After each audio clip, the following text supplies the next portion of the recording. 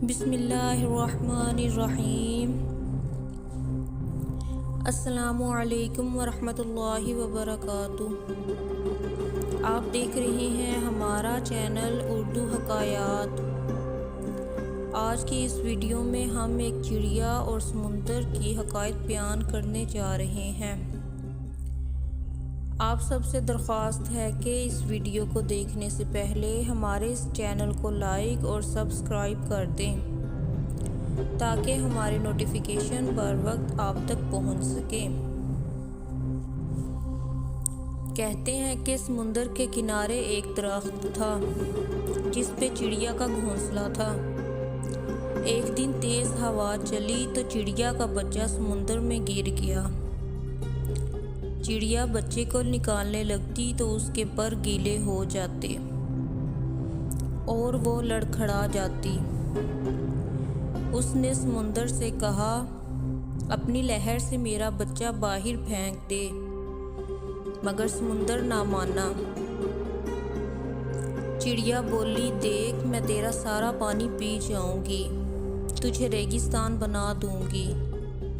समुंदर अपने गुरूर में गरजा कि ऐ चिड़िया, मैं चाहूँ तो सारी दुनिया को गर्क कर दूँ, तो तू मेरा क्या बिगाड़ सकती है। चिड़िया ने ये सुना तो बोली, चल फिर खुश्क होने को तैयार हो जा। इसी के साथ उसने एक घूंट भरा और उड़ के दरख्त पे फिर बैठी। फिर आई, घूंट भरा, फिर दरख्त पे बैठी।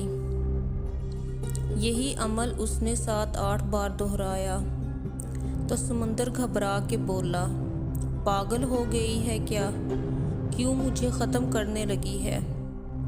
मगर चिड़िया अपनी धुन में ये अमल दोहराती रही। अभी सिर्फ 22-25 बार ही हुआ कि समुंदर में एक ज़ोर की लहर मारी और चिड़िया के बच्चे को बाहर फेंक दिया।